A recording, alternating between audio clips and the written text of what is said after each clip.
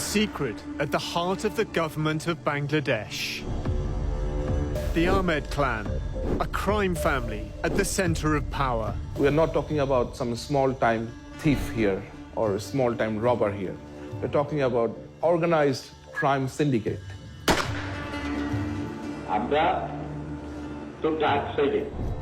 The clan includes 3 convicted killers, at least one who protected the Prime Minister, Sheikh Hasina. He was personal bodyguard. He had direct contact with Hasina.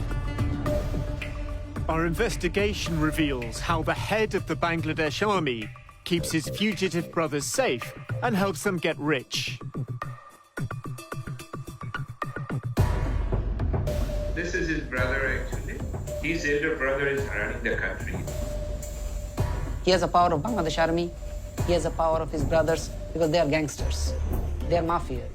The army chief helps the Prime Minister pursue absolute power. Sheikh Hasina has been very, very upfront and transparent about her goal of destroying the opposition.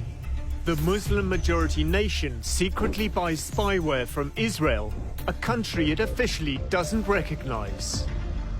I could never say the Bangladesh army is my customer because we cannot do that. It's spyware that can track political enemies. It is highly intrusive and it is indiscriminate. It can hardly ever be compliant with human rights. A Dhaka crime family says it has the tools of the state at its disposal.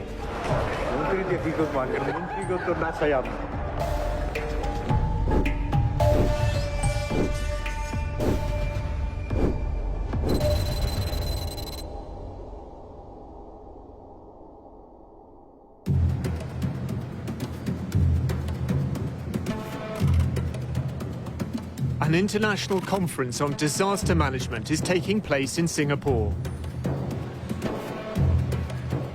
Among those attending, the head of the Bangladesh military. Aziz Ahmed is a 4-star general. His title, Chief of Army Staff. I always look at General Aziz and I see one of the most ambitious military officers I have ever seen in Bangladesh. Al Jazira's I unit tracks the general's movements. When his official duties are over, he flies to Kuala Lumpur, the Malaysian capital. On the plane, he sends a text message to a contact called Hassan, Hungary.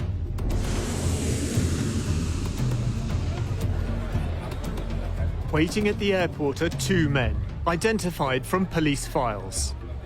They are Aziz's brothers. One is the man Aziz referred to in his text, Hassan, Hungary. His real name, Haris Ahmed. He fled a murder conviction and now lives under a false identity.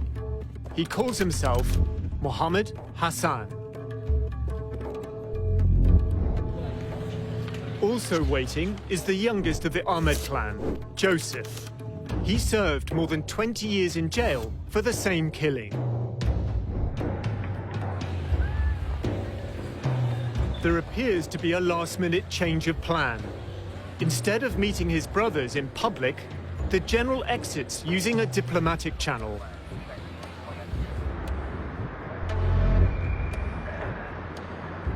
The brothers leave the airport in separate cars.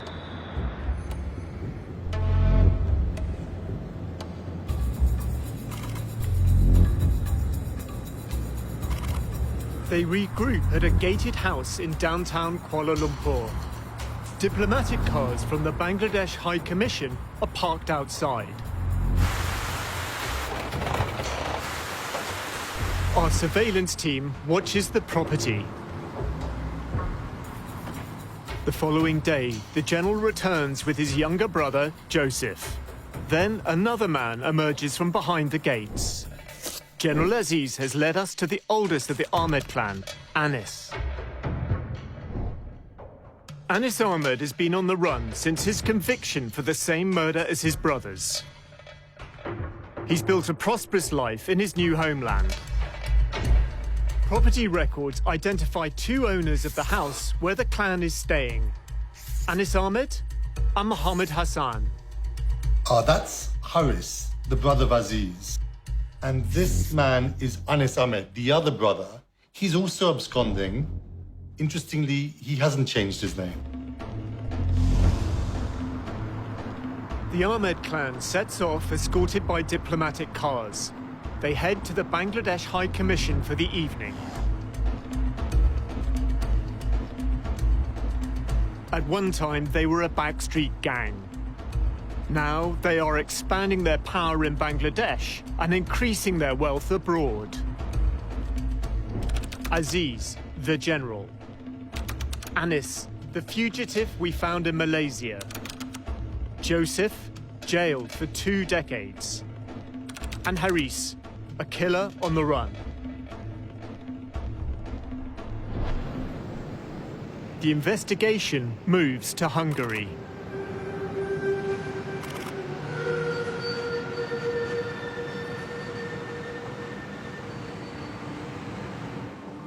For the past 5 years, Haris Ahmed has lived a double life in the Hungarian capital.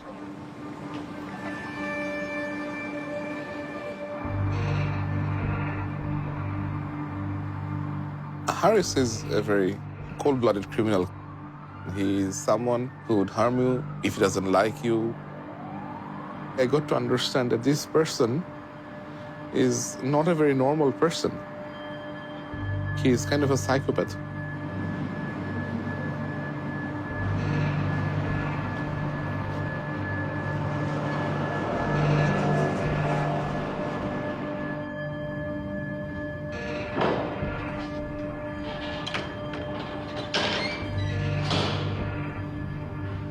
A former business associate speaks to us.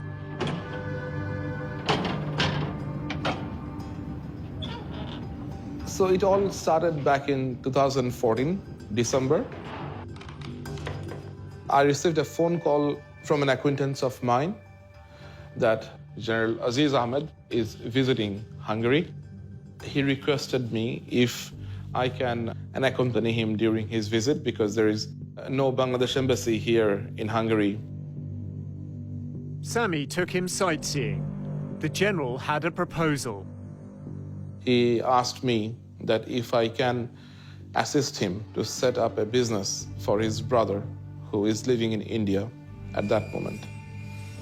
I said, sure, if he wants to establish his business, I can assist him. After leaving from Budapest, I received a mail from General Aziz where he asked what are the things involved to establish the business. I replied him what are with the detailed requirements of paperworks. Nothing of it raised any alarm to me. I have seen on all documents that his name is Mohammed Hassan, and I was not that curious to check or go through his documents. And as it comes from someone like General Aziz, there is no point that I would doubt any authenticity of his documents. We've obtained the fake documents used to build up Haris Ahmed's new identity. It includes a passport. It's signed by Kulsum, an official from the Department of Immigration and Passports. She was later charged as part of a criminal network involved in passport fraud. In order to get a fake passport, you need to get a fake national identity card. And in order to get a fake national identity card, you need to falsify a number of different documents, which could include a fake birth certificate, an education certificate, a marriage certificate. And in getting all of these documents, within Bangladesh, he's committing a host of different criminal offenses within the country. And then, of course, he then used that to get a passport, and that passport is a fake passport under a false name. And in flying under that passport, he would have committed offenses in all of the countries that he traveled to.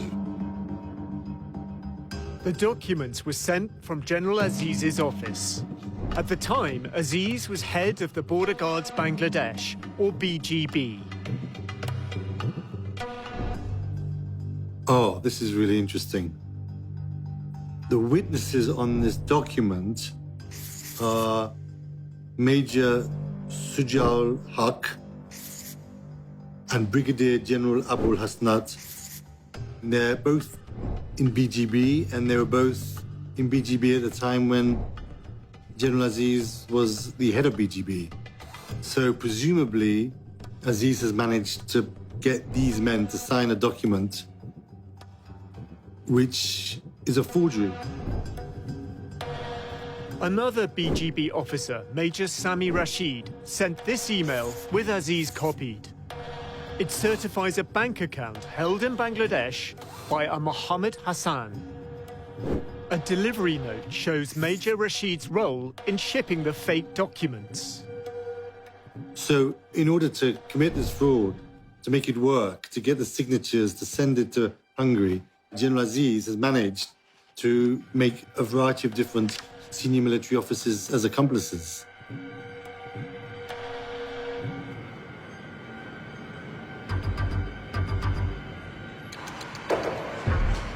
Haris Ahmed arrives in Budapest in early summer 2015. Documents obtained by the I unit chart his efforts to build a new life under the direction of his brother, General Aziz. He sets up the Bay of Bengal Company. His wife, daughter and son-in-law are co-owners. The Bay of Bengal is an umbrella company covering a number of businesses. There is a clothes shop called Niveau Fashion. General Aziz inspects the family investment.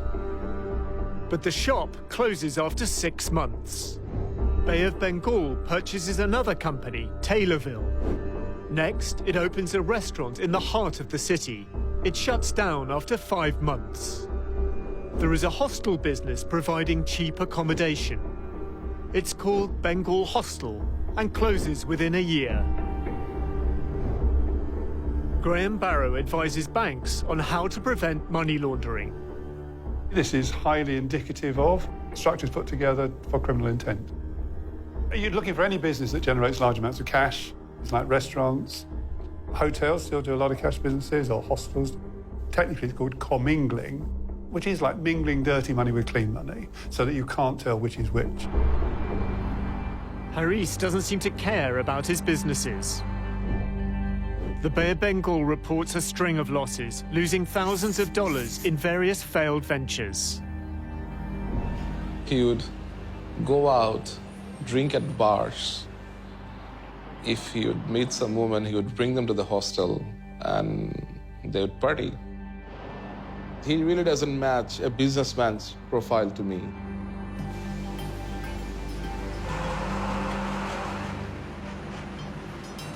Sami discovers that Haris's financial interests lie elsewhere. Haris acts as a middleman who uses his connections to secure deals, especially official Bangladesh government contracts.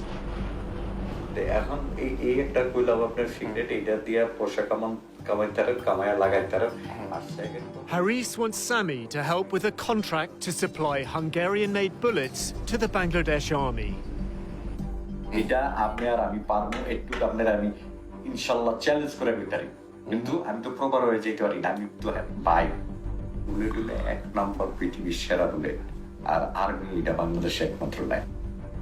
Haris wants to use Sami as a frontman.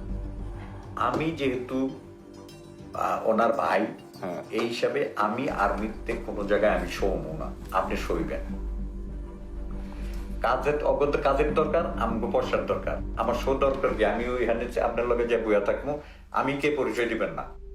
না দেখেন নাকি আমি পয়সা দিই আপনারা, আমরা খাইবেন আমি কেমন, এটা তো আর অটোমেটিক, এটা তো আর অন্য কিছু না, এটা ডাইরেক্ট চলে যাবো পয়সা। Haris finds out that a deal for military supplies to Bangladesh is taking place without his knowledge. He plans to stop it. যে এরকম আমি যদি আটকায় না দিতে পারছি, আটকায় আপনার কাছে যদি না এসে দৌড়ে ওকে, তাহলে আমার নাম হারিস না। ওকে, আর মিটে কথা বলতে কটা বাজে বাংলাদেশে? বাংলাদেশে এখন বাজে 7টা-8টা মতো বাজে। He would start making phone calls to Bangladesh, to different individuals. He will bully them in very nasty way. He will abuse those people whom he is calling. Haris is calling a senior officer in the DGFI, Bangladesh's military intelligence.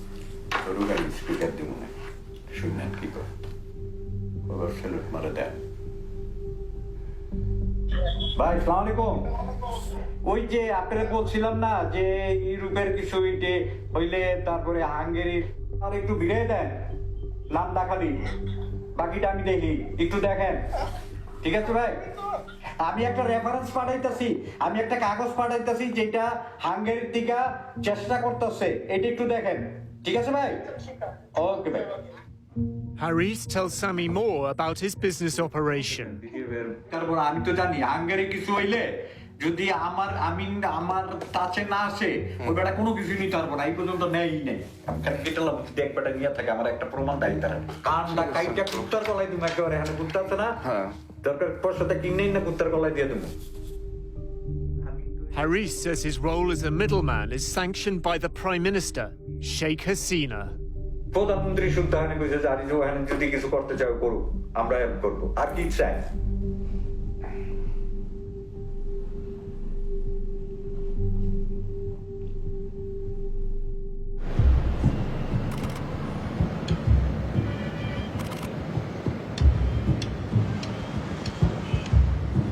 The destiny of the Ahmed clan has long been entwined with the story of Prime Minister Sheikh Hasina.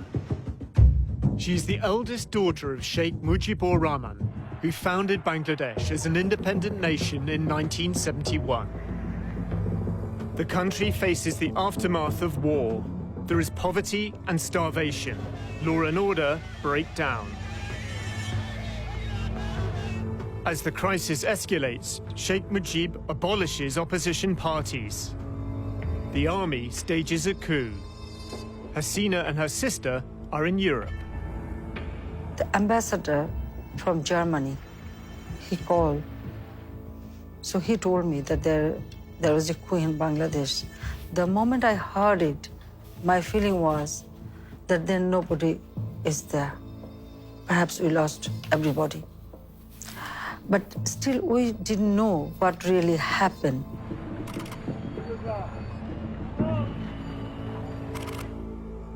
Army officers enter Sheikh Mujib's home. He is murdered along with 13 family members, including his 10-year-old son. The murder of Sheikh Mujib and his family was one of the most brutal episodes in the history of Bangladesh. The murderers even did not spare his little son. A large part of Sheikh Hasina's politics is shaped by her quest for justice, by her mission to avenge the killings. Less than 2 kilometers from where Sheikh Mujib is murdered, the Ahmed family lives in a sprawling district called Mohammadpur. Aziz is the second of 5 boys and a young teenager at the time. They would grown up in a very poor condition. Iqbal knew the family. He asked us to conceal his identity. His father had a low-level job, and whatever he earned, they couldn't run their family. Growing up amongst poverty and political strife, the 5 young Ahmed brothers form a close-knit bond. But Aziz stands out.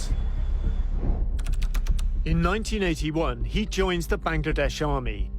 The other 4, Anis, Haris, Joseph, and another brother, Tipu, they turn to crime. They were extorting money. They were doing kidnapping.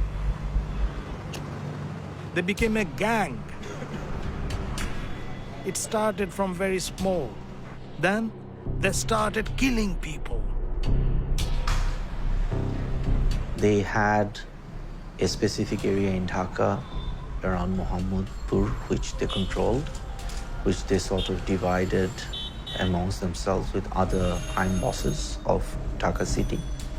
and they would go and extort businesses, and they ruled over that area as if it was their personal fiefdoms. These are criminals that we're talking about.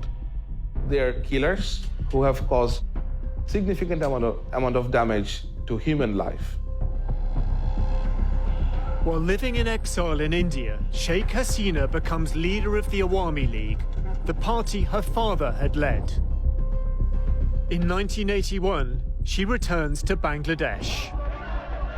I started to mobilize people.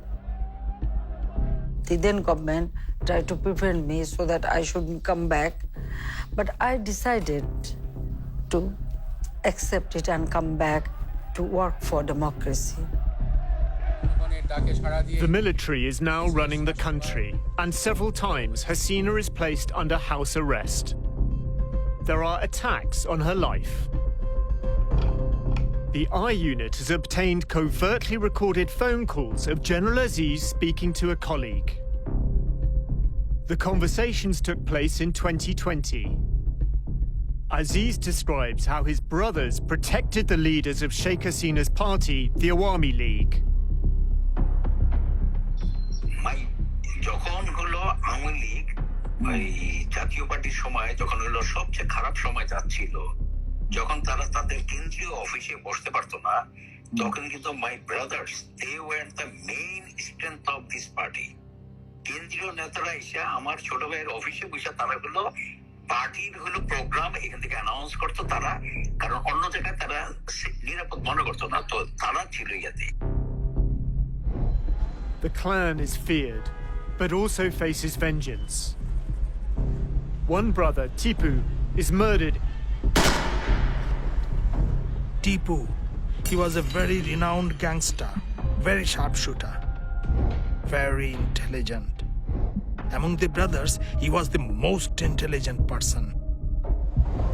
It was a time when politicians and the street gangs needed each other.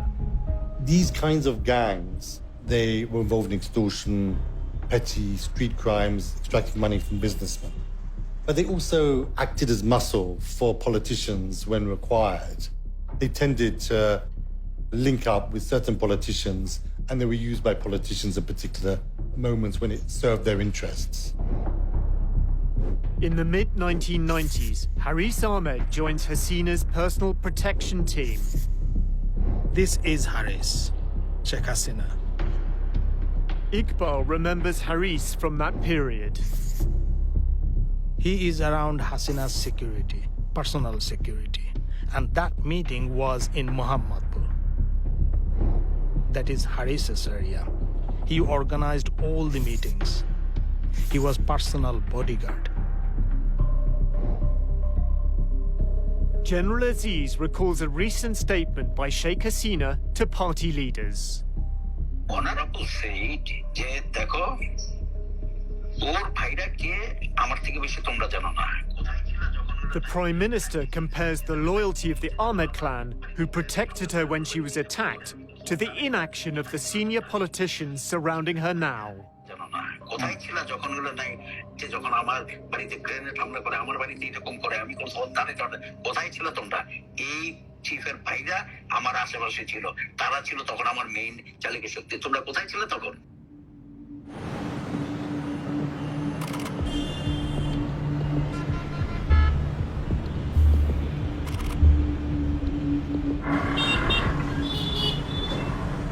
A murder on a busy street in Mohammedpur will define the Ahmed clan's future. Mustafa Rahman is said to be from a rival political party, one linked to the killing of Sheikh Hasina's family. Mustafa and two colleagues are surrounded.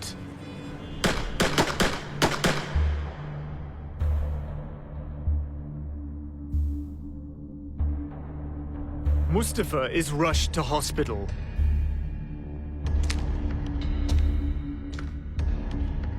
He gives a witness statement to a magistrate.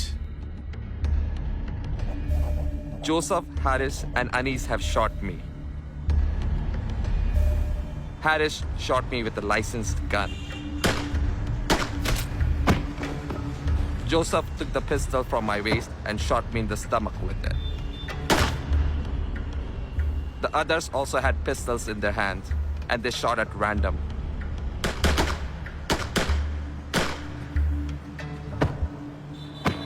I was shot 9 times.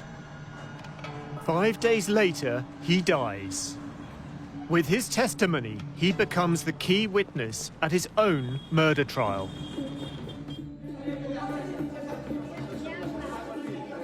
One month after Mustafa Rahman's murder, Sheikh Hasina becomes Bangladesh's new Prime Minister. The 3 Ahmed brothers are charged with murder. 8 years later, when Hasina is no longer in power, they're convicted. Joseph is sentenced to death. Anis and Haris are sentenced to life imprisonment. But they're already on the run. For 15 years, they're not found, until the I Unit tracks them down. Haris Ahmed was one of the top gangsters of the country who was being hunted by the police. Anis Ahmed, he was accused for a very brutal murder. I don't think that they could have fled the country without some sort of help from some powerful people. The sequence of events is quite interesting.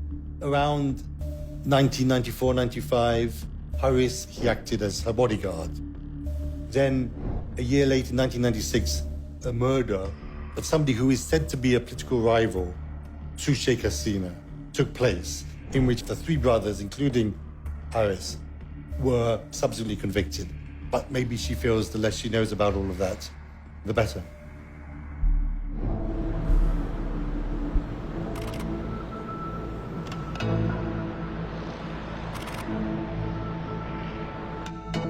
Sami discovers that his business partner, Haris Ahmed, is a wanted murderer on an Interpol Red Notice list.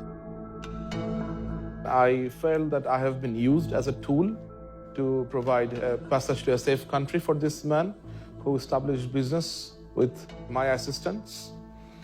And I felt that Mr. Haris and General Aziz have used me.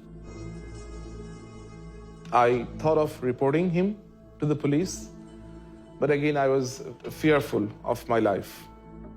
Sami tries to cut ties with the Ahmed clan. But when he does, the general sends him threatening emails.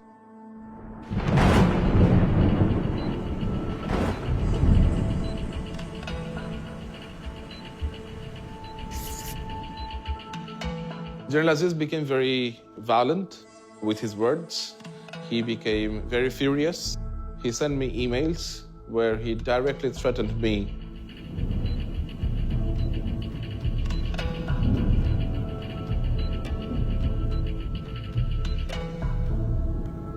And he said that if his brother has to return to Bangladesh, then people responsible will regret their life.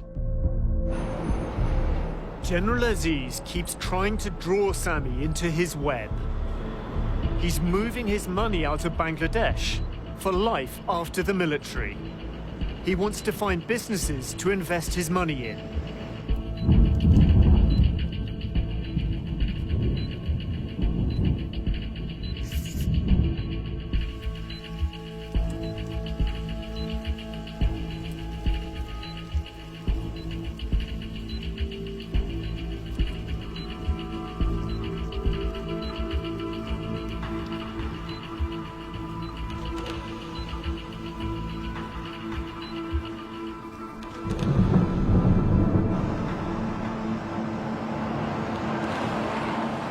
By 2019, Sami's had enough, but he goes along with their schemes.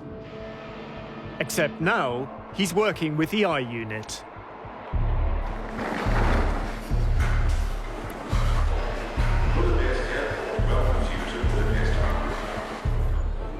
Haris is flying in from a business trip. Assalamu alaikum. হ্যাঁ ভালো আছেন এই যে mister Rahman আমি Canada Rahman from Canada. Haris arrives with Mohammed Rahman, a financial advisor from Canada. Rahman runs an immigration service that helps wealthy Bangladeshis acquire residency abroad. Haris's assistant is with the team.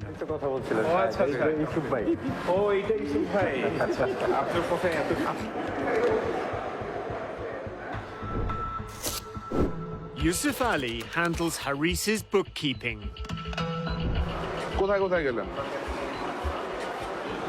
France থেকে গেলাম Morocco থেকে turkey থেকে নাইলাম ঘুরতে গেছিলেন The discussion turns to Haris's political influence in Bangladesh. His associates know Haris has connections to the Prime Minister. আপনি মন্ত্রী হবেন কবে আপনি মন্ত্রী হবেন কবে মন্ত্রীকে কি করবো মন্ত্রী তো না চাই আপনি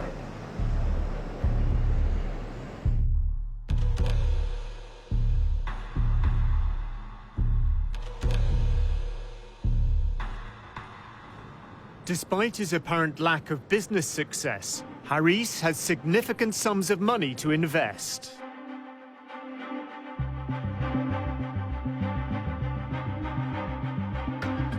Haris and Rahman want to buy a hotel. Sami is showing them around. How many rooms do you have? 66 66 rooms.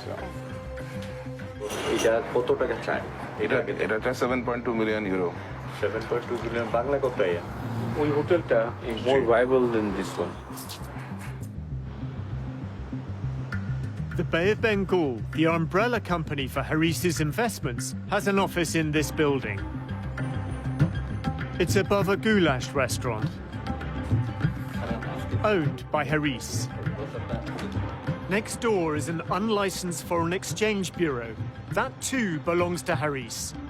It's manned by his assistant, Yusuf Ali. Yusuf confirms to Sami that Haris's main source of funds is government contracts from Bangladesh. কোন ধরনের ব্যবসা উনি involve কোন ধরনের কাজ উনি আসলে ওই যে মিনিস্ট্রি বা এই সমস্ত বা আরো সরকারি লেভেলের কোন দান্দা করছে আমার ধারণা আচ্ছা আচ্ছা হয়তো মামু লাগবে না হয় মামুর জোর লাগবে A letter from the Bay of Bengal company contains the proposal for a consignment of military bunk beds. It's addressed to the Director General of Border Guards Bangladesh, the BGB. It's dated November 2015. The Director General of the BGB is Haris's brother, Aziz. Patronage appears to provide Haris with ample earning opportunities. গত ইলেকশনে তো আমার সামনে দেখছি প্রত্যেকজনে দান দেখো ওনারে যে বলছে ভাই আমার একটা নমিনেশন দিয়ে দেন আমি 5 কোটি টাকা দেব Seriously? Yusuf says that Haris acts as a middleman and fixes army contracts for the right price. তো হাসান মিয়া এগুলো ইচ্ছা করলে মানে ব্যক্তিগতভাবে কিছুটা আমি ক্লিয়ারলি বলতে পারবো না কি 2-4 কোটি টাকা এই 2-4 কোটি না 30-40 কোটি টাকা মিনিমাম কামাই নিছে কয়েকদিনে 30-40 কোটি টাকা Oh. The I unit obtains evidence that Haris Ahmed is establishing an investment portfolio outside of Hungary.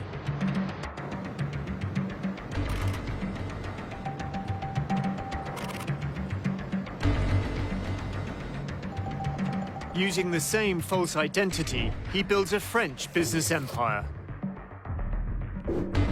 In 2018, he buys a stake in a company which deals in computers and IT. The company has 2 registered offices.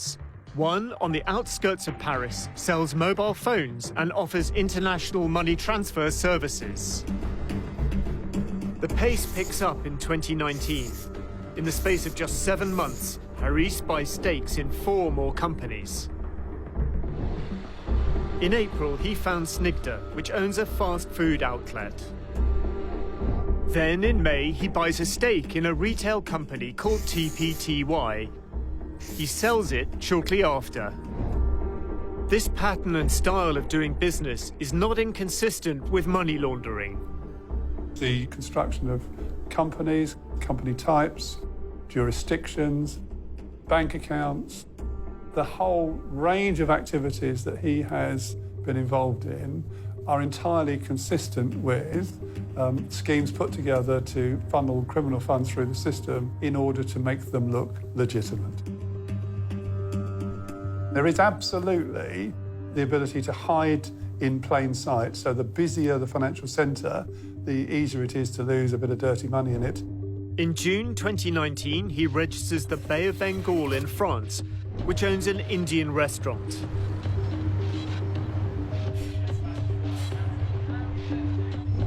And in November, another new company called Info Bay of Bengal. This store is at the company's registered address. He's connected to 3 properties in the Paris suburbs, including one with an estimated value of nearly $500,000. Corporate filings reveal a buying spree by Haris, who's moving money into France under his fake European Union residency. It's introducing the money into the system, layering, moving that money between lots of different companies and countries, and then integration, putting it back into the real economy. Well, what better place to put it back into than property? It is the traditional home of dirty money.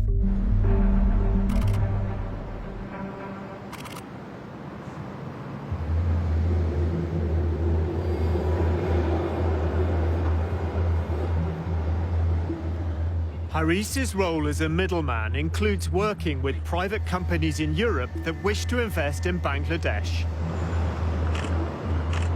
Mohammed Rahman, the Canadian businessman, comes to help Haris negotiate a potential deal worth a fortune. Haris and Rahman are told that British financiers are looking to invest millions of dollars in the hotel trade in Bangladesh. Sami organizes a video conference with a British investment firm. Haris uses his assumed name. Hello. Hi, good morning. Hello. Hey, gentlemen. I'm Yes, hello. Hi. Mohammed Hassan. Mohammed, pleased to meet you. So my name is Mr. Rahman from Canada, Vancouver. Pleased to meet you too. But this is not what it seems. The representative of the investment firm is working for the I unit. To do something in Bangladesh is really great idea, but there's some problems because of still there's political issues and a little bit corruption. So of course, although the country is coming up has such a problem. But good things for Mr. Hassan because he is very well connected with the high officials, very connected with the government, especially the Prime Minister herself. In return for his high-level contacts, Haris demands a commission of 20%. Just 1 second, please. He breaks down the fake investment proposal. 100,000 euro, dollar or euro, or 100 billion. It invest korte hobe the 5-star by any business, Dhaka, korte chai. For land by purchase, eto million and niche kono money suitable with the ব্যবসা হবে না আমাদের যেটা we take 20% for all liquidation. Then Rahman spells out how they work. Then he will send this letter to his elder brother and will officially visit your place to talk a little bit more. If needed, we'll call our High Commission in London. So High Commission people also will be in the meeting to make it real official something. Then he can take this proposal to our Prime Minister and the army chiefs, which looks better and solid and concrete. So his company will be your consultant for Bangladesh.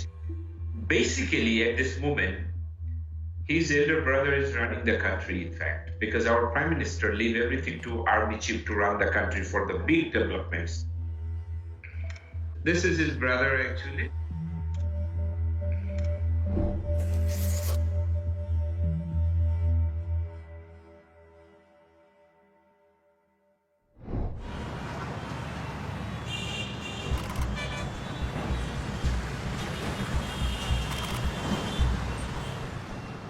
Sheikh Hasina must call an election.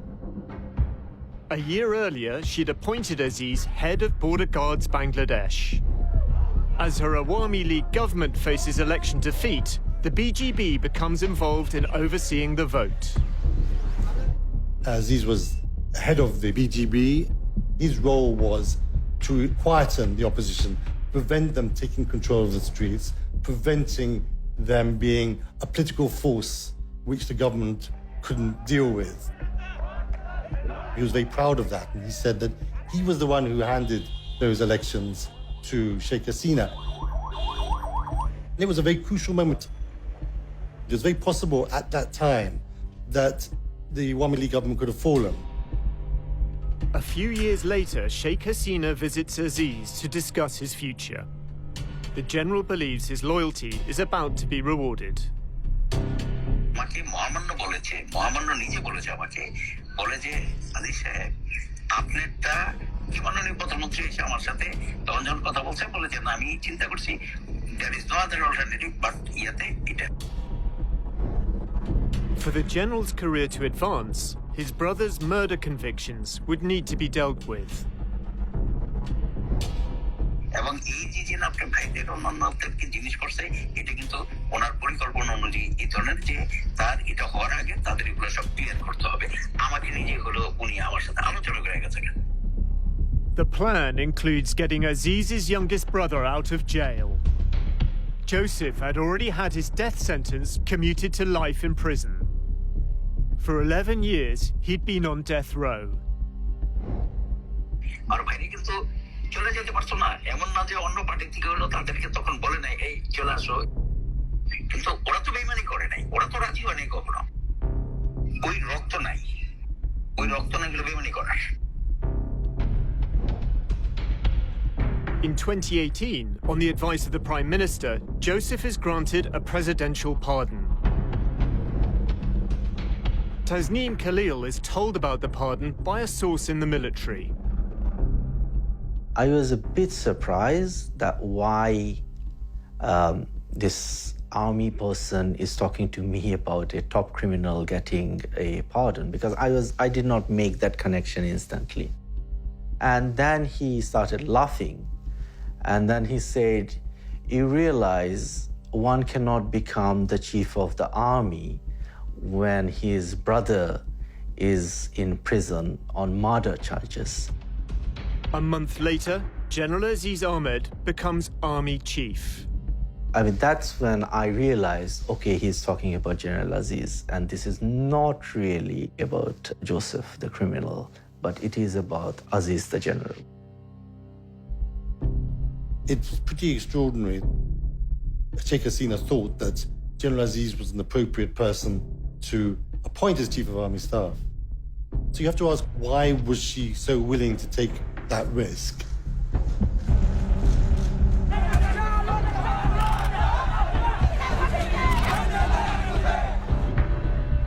In December, Sheikh Hasina holds another election.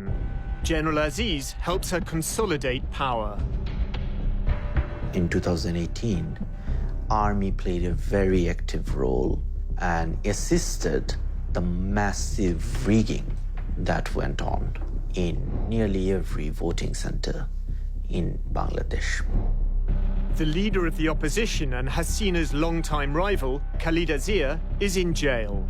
Others detained and never seen again. Sheikh Hasina has been very, very upfront and transparent about her goal of destroying the opposition. She's basically trying to brand herself and her family as being synonymous with the state. The opposition has been significantly repressed. They can barely function as an opposition. The law enforcement authorities have been able to act with tremendous impunity in relationship to extrajudicial killings and enforced disappearances, which have to some extent become systemic now within the whole way in which the country operates.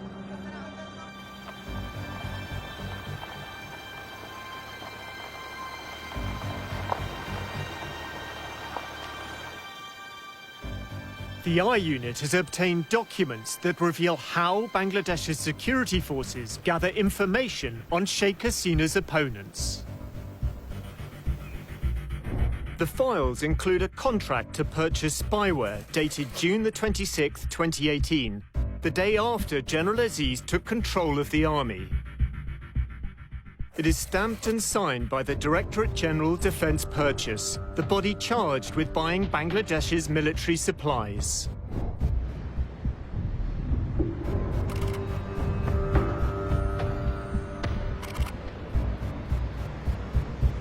In February 2019, I was contacted by a friend of mine who was serving with the DGFI. A group of 4 Bangladeshi officers are visiting Budapest for some official reason. The officers are from Bangladesh's military intelligence service. I invited them for dinner. They said they will have 3 more guests with them. The 3 additional guests include 2 Israelis and an Irish national. But the 2 Israelis, who are intelligence experts, decide not to attend dinner. Only the Irishman gets out. The Bangladeshi officers introduced me to the guy, and he introduced himself as a contractor for some surveillance equipment company. I heard them discussing about purchasing this spyware, this device that they can basically conduct surveillance on general people's mobile phone. The contractor said that no way that people in Bangladesh should know that this product comes from Israel. And that is when I decided to turn on my recorder. My company is based in Singapore, so I'm the selling agent. The middleman for the deal is James Maloney from Sovereign Systems. So we can supply Wi-Fi interception, as well as cellular, as well as video surveillance. The documents confirm that Bangladesh is indirectly buying surveillance equipment from a company in Israel. PIC6 was founded by former Israeli intelligence experts. Bangladesh has no diplomatic relations with Israel and cannot legally trade with it. The Bangladesh passport prohibits travel to Israel. Bangladesh has the world's 4th largest Muslim population. It says it won't recognize Israel until there's an independent Palestinian state. The Bangkok-based Maloney acts as the facilitator. But even his company's website includes no reference to PIC6. It's from Israel, yeah. So we don't advertise that technology. We don't put the cellular interception or Wi-Fi interception on the website. We're very careful about our public profile. The Israelis train the 4 Bangladesh intelligence officers in a warehouse outside Budapest. We've blurred the images of the Bangladeshi officers. James Maloney is in the middle. We've been unable to identify the 2 Israeli intelligence experts. PIC6 did not respond to our request for comment. The spyware's manual describes the P6 intercept, also called an IMSI catcher or Stingray, as a mobile phone monitoring system. It behaves like a cell tower, so all of the phones in a certain area are going to connect to it, and it's going to be capable of intercepting communications. Everything you're doing on your phone, text messages, phone call, but also the website you visit, are going to be intercepted. Up to 200 or 300 mobile phones can be connected to it simultaneously. The specific model is also capable of interfering with the communications. So you're going to be able to change the content of a text message. You could be spoofing the identity of someone. Israeli technology can now be used to monitor and quell further protest. It is a tool of mass surveillance. The sort of use we've seen is to kind of identify groups of people and to determine the networks that exist. So you know there's one person who's going to be there.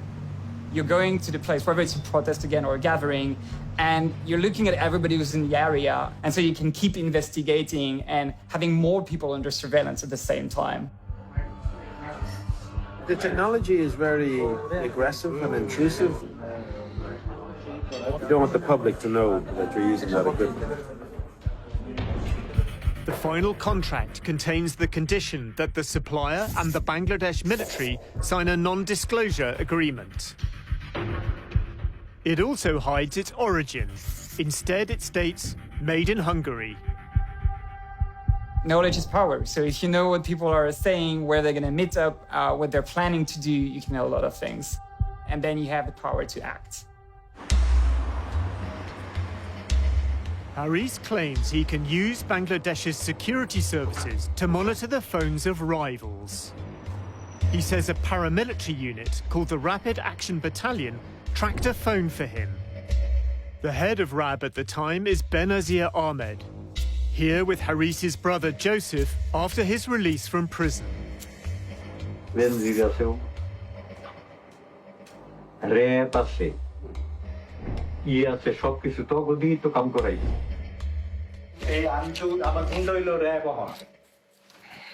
গুন্ডা লাগে না তো আমার তো এই গুন্ডা কারু ডেলিও কারো ধরো ফিরো Haris says he's used RAB to track a phone and make an arrest. আমার পারার তো ওই শালার প্রতি তো ছিল আমি ধরেছি ওটা প্লেনের থেকে ধরেছি আর আমি ব্যাংককে ফোন করছি আমি ওর নাম্বার দেয় আমি তোরা হয় মাইরালামু হ্যাঁ কিন্তু তোরা মারবো না কি লিয়া জানো মাইরা লাইলে তো তুই বুঝবি না কষ্টটা Salim Pradhan was convicted of gambling offences and jailed for 6 months. ওর একটা গার্লফ্রেন্ড আছে গার্লফ্রেন্ডটা ফিট করছি গার্লফ্রেন্ডের ইনফরমেশন দিছে মোবাইল ট্র্যাকিং করাইছি তোরা In April 2020, Benazir Ahmed moves from RAB to become the most powerful policeman in Bangladesh.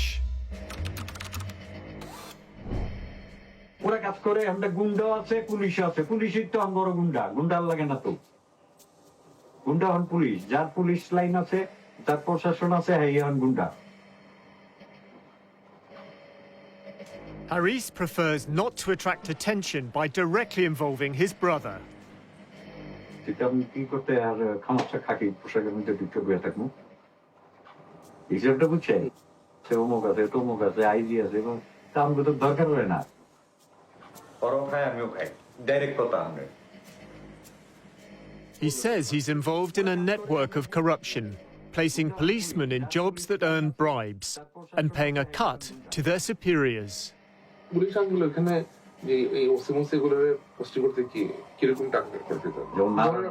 আমি আপনার airport থানার ওসি মিনিমাম 10 কোটি টাকা 5 কোটি টাকা অ্যাকচুয়ালি ট্রান্সফারের টাকাটা খায় home minister IG police commissioner তিনজন মনে করেন 5 কোটি টাকা কন্ট্রাক্ট করলে হয়তো 3 কোটি টাকা দিয়ে 2 কোটি টাকা আমরা এটি কখন যায় বুঝছেন এই হলো কাহিনী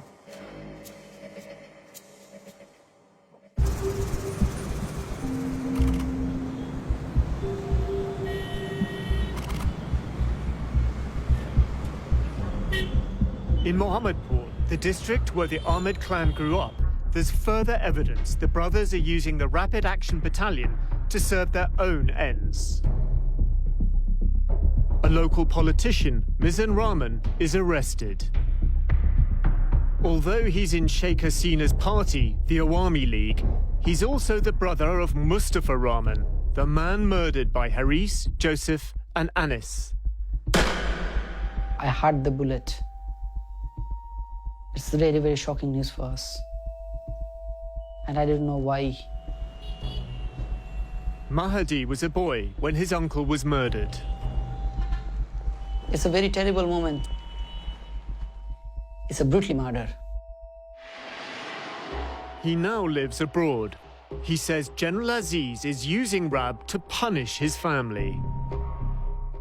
It was his uncle's testimony that sent Joseph to prison, and Haris and Anis on the run.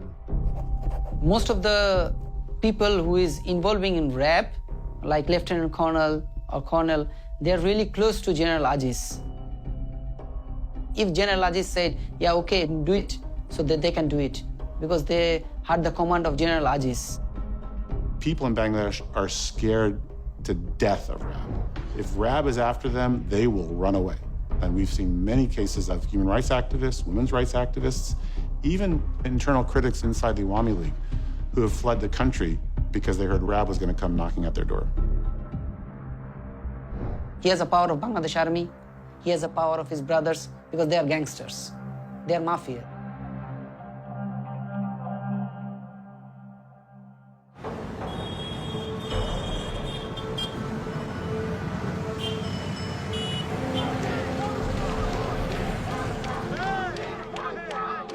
In a nearby ward in Mohammadpur, a young member of the Ahmed clan is running for election.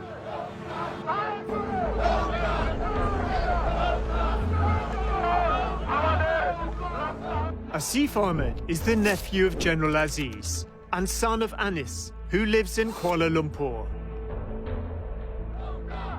In January 2020, Asif launches his political career.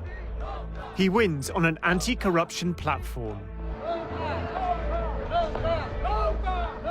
এবং দুর্নীতিটা আশা করি অনেক কমে আসবে। আমাদের মাননীয় প্রধানমন্ত্রী দুর্নীতির বিরুদ্ধে যেভাবে অভিযান চালাচ্ছে সেটার ভয়ে অনেকে হয়তো ইনশাআল্লাহ সামনে দুর্নীতি করার সাহস রাখবেন না।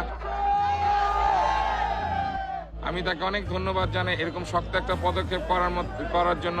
নিজের দলের লোকজনকে সে ছাড় দেয়নি এই দুর্নীতির বিরুদ্ধে অভিযান করার জন্য। ধন্যবাদ।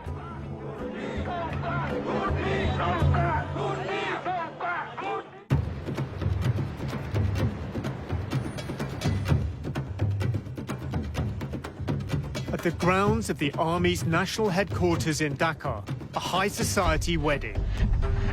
The groom, dressed in gold, is General Aziz Ahmed's eldest son. I didn't expect him to be dancing quite like that. Well, that's Aziz. That is Harris. Harris is absconding for murder, and here he is at a big society wedding with the Chief of Army Staff there. As well as Haris, Anis is visiting from Malaysia. This is jaw-dropping stuff.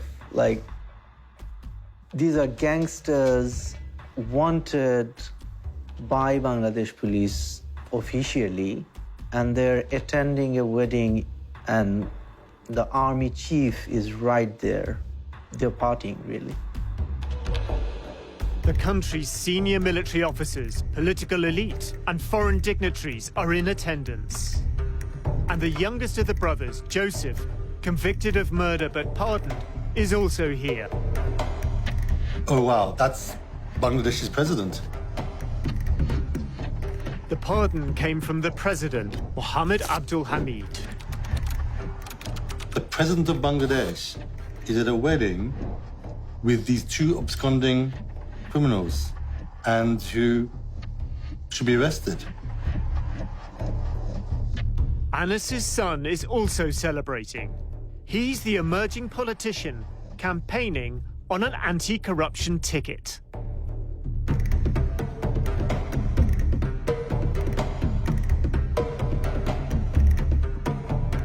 The next generation is properly in place.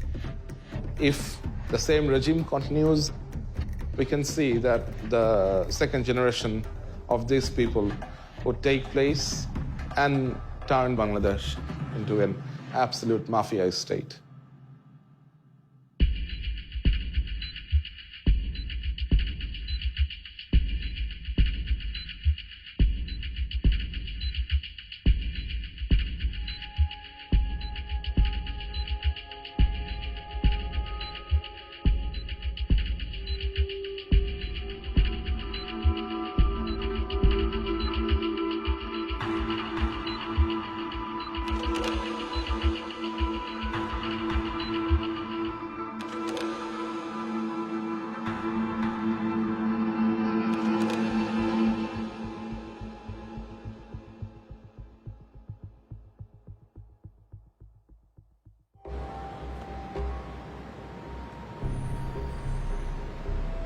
I feel that I have been relieved of a great responsibility that I had to share the truth, to expose these culprits to the world.